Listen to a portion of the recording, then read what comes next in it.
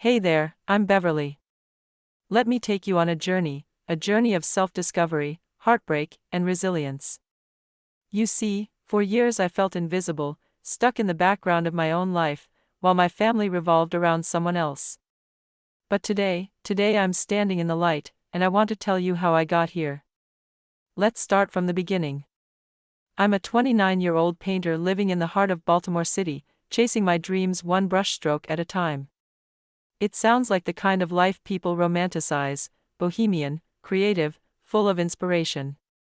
But the road here? Oh, it was anything but glamorous. Growing up, I was always just Logan's little sister. My older brother, Logan, was the golden child, the one who could do no wrong. He was the football star, the straight-A student, the one everyone in the family beamed about. And me? I was there. I remember one moment so clearly, it still stings. I was in middle school, and after months of pouring my heart into a painting, I won first place at the school art fair. My hands trembled with excitement as I rushed home, my blue ribbon clutched tight. This was huge for me. Maybe, just maybe, Mom would finally see me. I burst through the front door, my smile wide. Mom, look, I won first place. She barely glanced up from her phone. That's nice, honey, she murmured. A second later, she perked up. Not for me, though. Did you hear Logan made the varsity football team? Isn't that incredible? And just like that, my moment was gone. This was how it always was, Logan this, Logan that. I love my brother, I really do. But living in his shadow? It hurt. It made me question whether I was ever enough. But things are different now. After years of feeling overlooked, I made a choice. I would carve out my own life, far from the expectations that had weighed me down. I moved to Queens, got a tiny but cozy art studio, and started selling my paintings. Little by little, people started recognizing my work. For the first time, I was being seen. And the best part? I found love. Larry. Larry is everything I never knew I needed, kind, supportive, unwavering. He saw me in a way no one else ever had. Through all the family drama, he stood by me, reminding me that I mattered. Your mom's going to lose it when she sees you in that dress, Larry said one evening, his eyes full of warmth as we went over wedding plans. I wanted to believe him. I wanted to believe that my wedding day would finally be the moment my mother put me first. But deep down, a familiar fear gnawed at me. So I picked up the phone. Hey, Mom, just checking to make sure you have the wedding date saved for next month. Silence. A long, heavy silence. Then she sighed. Oh, sweetie, about that, Logan is having the grand opening for his new shop that day. I promised I'd be there to support him. My heart dropped. But Mom, it's my wedding day. Can't you come to both? Another pause. Then in that same dismissive tone I had heard my whole life, she said, you know how important this is for your brother. I'm sure you understand. Understand? I swallowed the lump in my throat. For years, I had told myself the same thing, it's okay, Logan comes first. I get it. But this time I couldn't push my feelings aside. This time I wouldn't be invisible. So I took a deep breath, and for the first time, I chose me. You know what, Mom? I do understand, and that's exactly why I won't keep waiting for you to show up for me. And with that, I let go. My wedding is happening with or without her. My life is moving forward, and I refuse to dim my light any longer. I am done chasing approval because I finally see myself, and that's enough. I didn't understand, not at all. After I hung up the phone, I just sat there, frozen, numb, staring blankly at the wall. The world outside kept moving, but inside I felt stuck, like something had cracked inside me. An hour passed, maybe more. Larry found me like that, curled up on the couch, lost in a daze. His warm brown eyes filled with concern as he knelt beside me. Beverly, what's wrong? he asked softly. I opened my mouth, but the words felt too heavy. When they finally came, they were barely above a whisper. She's not coming, Larry. My own mother, she's going to Logan's shop opening instead. The words hung between us, raw and painful. I expected anger, maybe outrage, but Larry just pulled me into his arms, holding me like he was trying to shield me from the hurt. Beverly, listen to me, he murmured, his voice steady, grounding me. She's the one missing out. We're going to have a beautiful day, with or without her. I nodded, trying to believe him, trying to hold on to the love and warmth in his words. But deep down, I couldn't shake the feeling that I would never be enough for her, that no matter how much I achieved, how much love I gave, I would always be second place. As I buried my face in Larry's shoulder, a question crept into my mind like an unwelcome guest: would I always be the overlooked daughter? The wedding day arrived, and everything was perfect, or at least it should have been. The venue was stunning, the guests were buzzing with excitement, and Larry looked at me like I was his whole world. But as I stood in front of the mirror, dressed in white, my veil draping elegantly over my shoulders, a hollow feeling settled deep in my chest. Natalie, my best friend since childhood, stepped behind me, adjusting the delicate lace. Beverly, she breathed, her voice thick with emotion, you look absolutely stunning. Larry's going to lose it when he sees you. I forced a smile, but it didn't quite reach my eyes.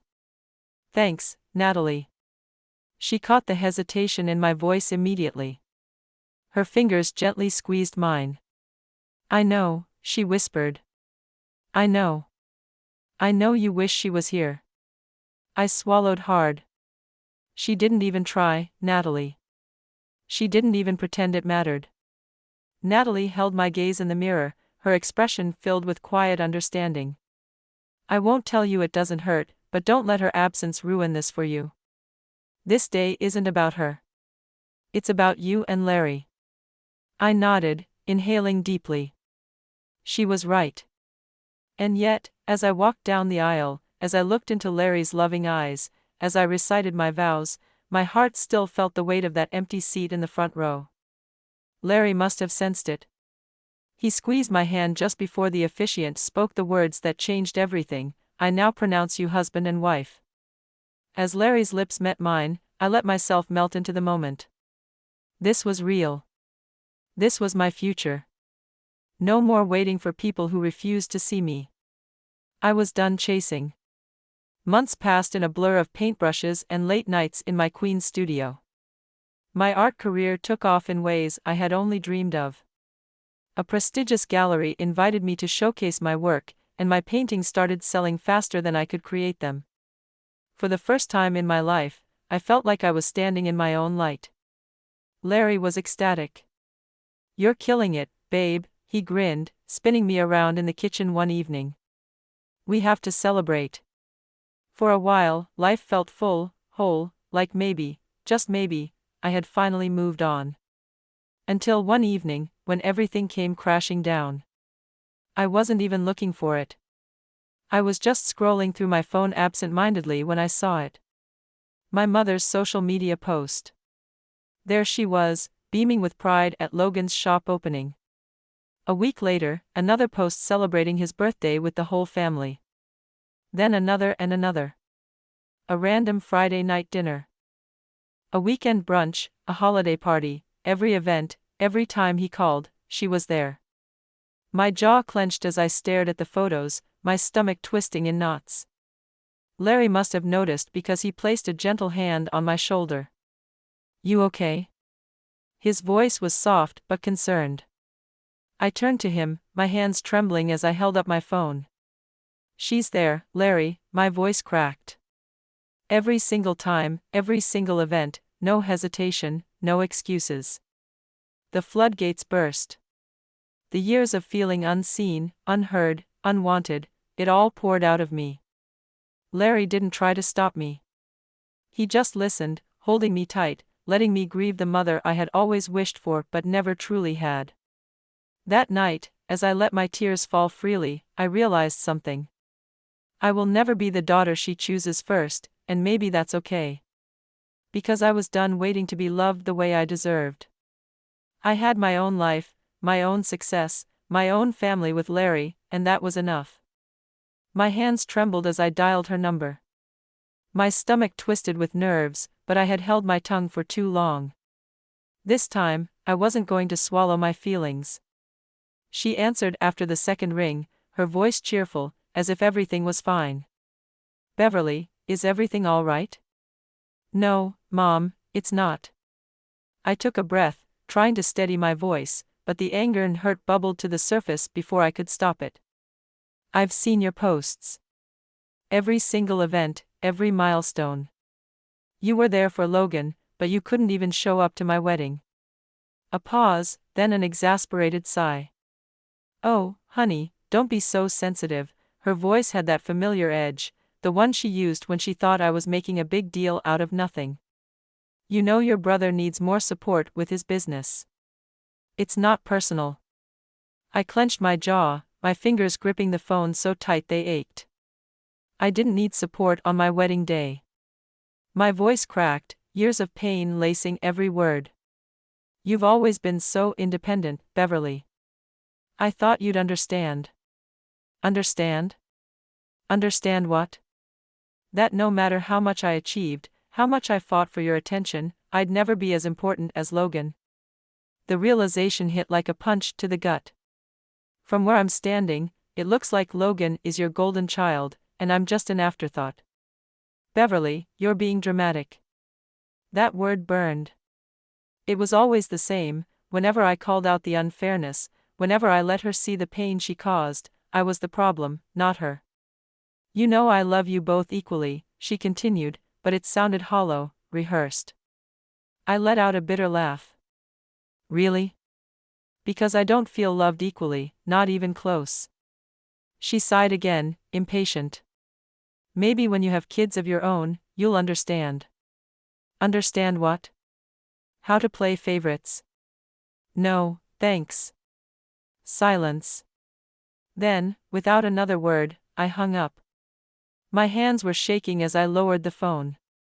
My chest felt tight, like I had been carrying a weight for so long that I didn't even recognize the strain anymore.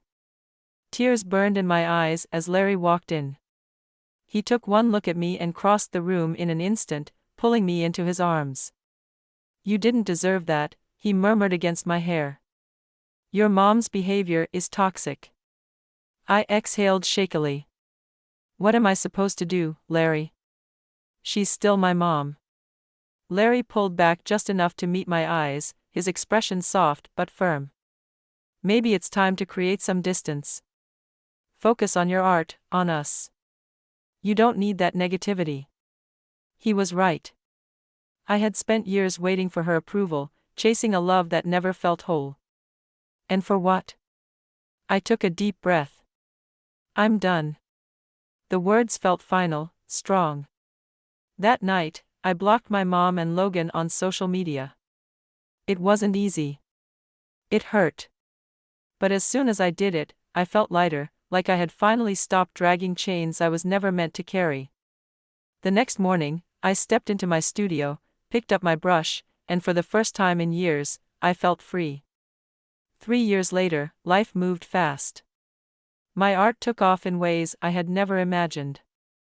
My paintings were selling faster than I could create them. Galleries reached out to me. Collectors wanted my work. I had made a name for myself on my own. And the best part? Larry and I were expecting our first child. For the first time in my life, I wasn't looking back. I wasn't waiting for my mother to notice me. I had built my own happiness. Then one afternoon, everything shifted again. The doorbell rang while I was painting in my studio. I wiped my hands on my apron and headed to the door, expecting a package or maybe a neighbor. But when I opened it, I froze. It was my Aunt Julia. She looked anxious, her hands clutching her purse like it was the only thing keeping her steady. "Beverly, sweetie," she said, her voice hesitant. "We need to talk." I frowned. "About what?" She glanced around nervously before stepping inside. We sat down at the kitchen table, and I watched as she fidgeted, a hint of fear in her eyes. There's something you need to know about Logan and your mother. A cold feeling crept up my spine.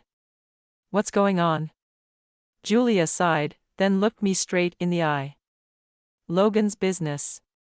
It's not what it seems. He's been laundering money. I felt my breath hitch. Laundering money? My mother had sacrificed everything, our relationship, my wedding day, my entire existence in her world, for this? For a fraud? I leaned back in my chair, my pulse pounding in my ears. For years, I had told myself that maybe, just maybe, there was some reason my mother always chose Logan, some justification for why she put him first time and time again. But there was none. And suddenly, I wasn't sad anymore. I wasn't heartbroken. I was done. Larry was right. I didn't need her approval. I didn't need to fight for a place in her life anymore. I had a life, a damn good one. And as I looked down at my growing belly, I made a silent promise. My child would never know what it felt like to be second best. I would love them fully, equally, without conditions, because I had finally learned what my mother never did: family isn't about blood. It's about love. And I would make sure mine was nothing like hers. The room felt like it was spinning. My breath hitched. My fingers tightened around the table's edge. What? My voice came out in a whisper, barely able to push the word past my lips. How do you know? Aunt Julia hesitated, glancing at the door as if she was afraid someone might hear. Then, in a hushed voice, she said, I overheard your mother on the phone. I blinked, my mind reeling. She's involved, Beverly, Julia continued, her voice full of regret. They've been using your college fund to finance this whole operation. My stomach twisted. My college fund? My voice cracked. There's more, she said, her eyes filling with sadness. Remember your wedding day? Your mother wasn't at Logan's shop opening like she said. My heart pounded. She was meeting with some very shady people, setting up new investments. I gripped the arms of my chair as a wave of nausea crashed over me. So she lied about everything. I had spent months making peace with the fact that she chose Logan's grand opening over my wedding day. It had hurt, but I had told myself I was used to it, used to being second place. But this? This was so much worse. Aunt Julia reached for my hand, her fingers warm but trembling. I'm so sorry, sweetie, she said. I couldn't keep this from you any longer. She left soon after, giving me space to process the truth. But I just sat there, frozen. I wasn't sure how long I stayed like that, silent, motionless, drowning in the weight of my mother's betrayal. When Larry came home, he found me in the exact same spot, tears silently streaming down my face. His face darkened with concern as he rushed to my side. Beverly, what happened? I opened my mouth, but no words came out. My chest felt so tight it hurt to breathe. Larry knelt beside me, cupping my hands in his. Hey, talk to me. And so, with a shaky voice, I did. I poured out everything: Aunt Julia's confession, the stolen college fund, the fact that my own mother had lied straight to my face. Larry listened, his jaw clenching tighter with every word. By the time I finished, his hands had curled into fists. They've manipulated you for years, he said, his voice low, simmering with anger. You don't deserve this, Beverly. I looked down at my swollen belly, my hands instinctively cradling the growing life inside me. Torn, conflicted, I whispered, what do we do now? Larry stood, pacing the room, his face set with determination. We can't let them get away with this. It's not just about you anymore. We have to think about our child. My child. The thought settled deep inside me. This wasn't just about my own pain anymore. It was about protecting my baby from the toxic cycle that had poisoned my own life. I inhaled deeply, feeling the weight of the decision pressing down on me. We could tip off the authorities anonymously, Larry suggested. Let them investigate. My heart clenched. But that's my family, Larry, I whispered, my voice breaking under the ache of betrayal. Larry knelt in front of me, taking my hands in his. His eyes softened. Your family? The ones who stole from you, lied to you, prioritized themselves over you for years? I swallowed the lump in my throat. Larry wasn't wrong.